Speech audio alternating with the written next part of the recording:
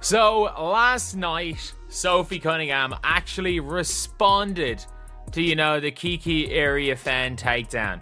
The entire gym held its breath the moment Mystics rookie Kiki Iriafen shoved Sophie Cunningham like it was WrestleMania, and not, a preseason WNBA game. A hush fell over the crowd, but only for a second, because Sophie Cunningham isn't one to take disrespect lying down. She shot up like a firework, stormed over to Kiki, and let loose a line so heated the broadcast team probably scrambled to hit the censor button. And just as the temperature spiked, Dana Bonner and Lexi Hull charged in ready to back their girl. But as spicy as the court got, it was what happened later that sent the basketball world into a frenzy. Sophie came out with a clapback so clever it felt like a mic drop from Orbit Man. Man, I'm looking forward to when is the first game? May the 29th or May the 28th. I am looking forward to that. But Sophie Cunningham responded right here with an Instagram story about it, and these two teams do not like each other. They do not like each other. But let's rewind for a second and look at how the whole thing popped off. And I know it wasn't announced that Caitlin Clark wouldn't play until right before, but this is a preseason game where Clark is not available, and yet you probably... Yes, you heard that right. A rookie actually body slammed a veteran to the hardwood, like she was auditioning for a football team instead of playing in a basketball game. And not just any vet, Sophie freaking Cunningham, a seasoned baller with a black belt in Don't Play With Me. Kiki Iriafen, the Mystics, fresh out of college, rookie apparently figured a preseason game was the right time to make her WWE debut. The slam was blatant unnecessary and just flat out disrespectful. It wasn't defense, it wasn't a hard scream, it wasn't even a foul with strategic intent. It was a statement, one that said, "I want attention." And Sophie answered it with, "Be careful what you wish for." Are you ready to hear how Sophie broke her silence?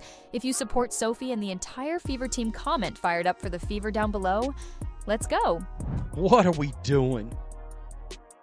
Right there, you can see Sophie telling her after that flagrant, "You don't mother effing do that. You don't mother effing do that." Sophie's response was immediate and righteous. She sprang up and got in Kiki's face like she was protecting the WNBA's honor.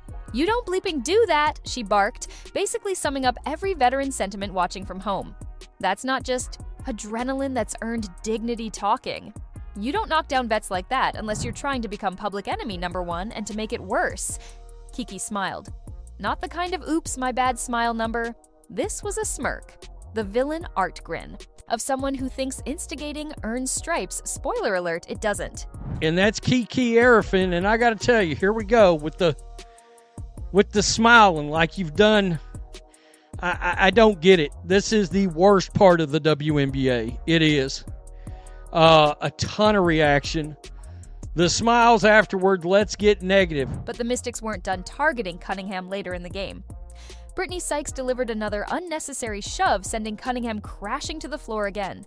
It wasn't subtle, it wasn't basketball, it was bullying, plain and simple. A clear pattern emerging of Washington players singling out Cunningham. This was another one right here. This was Brittany Sykes, and Wnba Bonner got involved in this one. She did. Little standing on business. Then came the cavalry. Dana Bonner wasted no time stepping up, heading right toward Brittany Sykes to make sure the Mystics knew this wasn't going unanswered.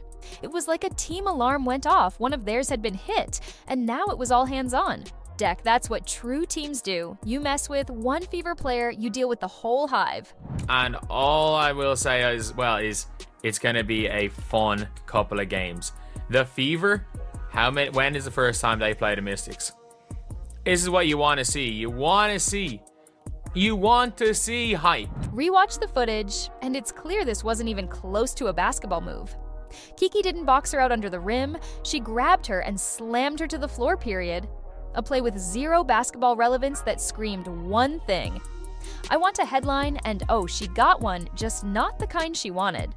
It's going to lead to a heated rivalry game. It's going to be leading to that on the 28th of May. We are still in the month of May. We get to watch these two teams go at it again. And I stand by this.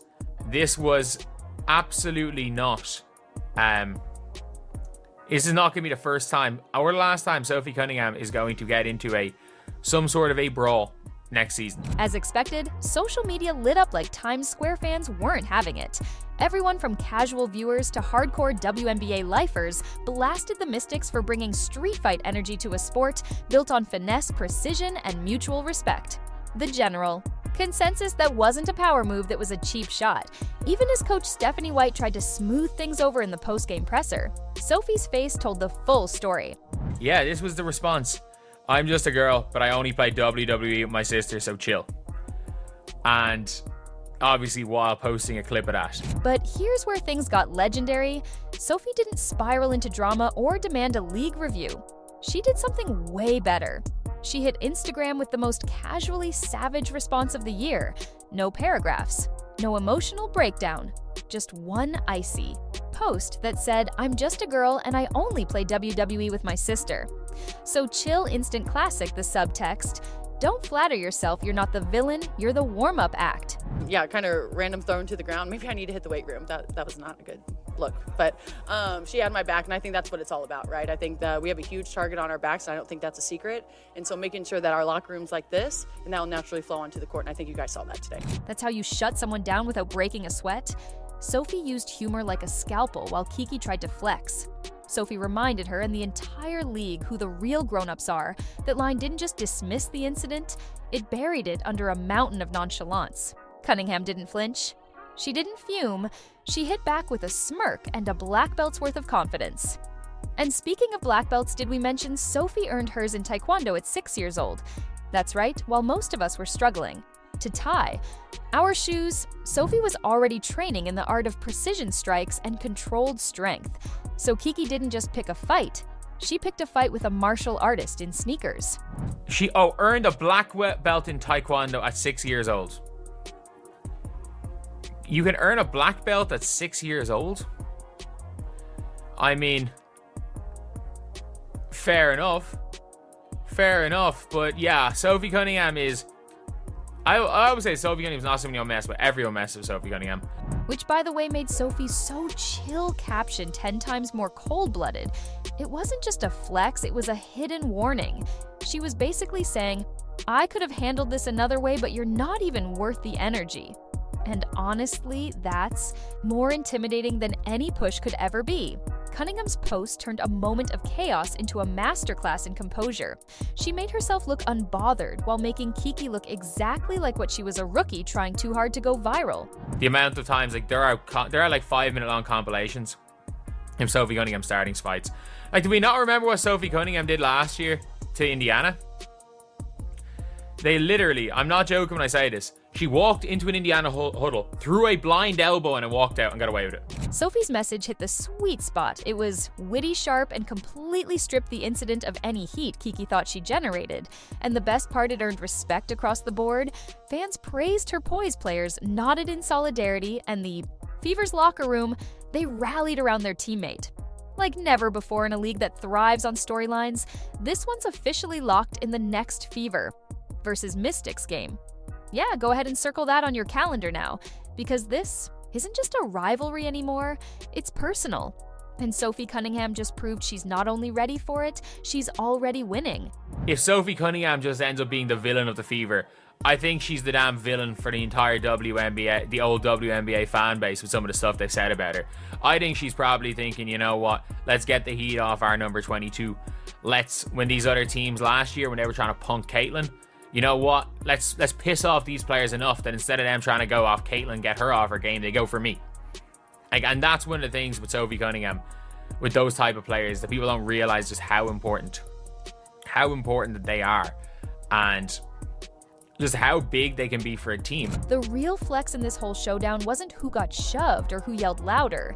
It was how Sophie Cunningham handled the aftermath. Instead of throwing hands or running to the refs for sympathy, she clapped back with something far more lethal, calm, cutting humor that said, I see you, I'm not scared of you, and I'll remember this forever. It was the veteran version of a mic drop, only better, because it was delivered with class and zero emotional leakage. Translation message received, Kiki. And you can see again in the response, like, she's posting the video. If she didn't want to smoke, she would not be posting anything. She would have just ignored it. And you better believe when these two teams play on the 28th of May, it's going to be heated and it's going to be an awful lot of fun. This whole situation instantly cranked up the heat on a game that should have been just another preseason box score. Instead, now it's circled in red ink on every fan's calendar the next time the Fever and Mystics square off. It's no longer about preseason reps. It's about pride, revenge, and unfinished business. This is the kind of drama that fuels the WNBA's rise in popularity players who don't just play the game, but bring a whole Netflix-worthy plotline with them.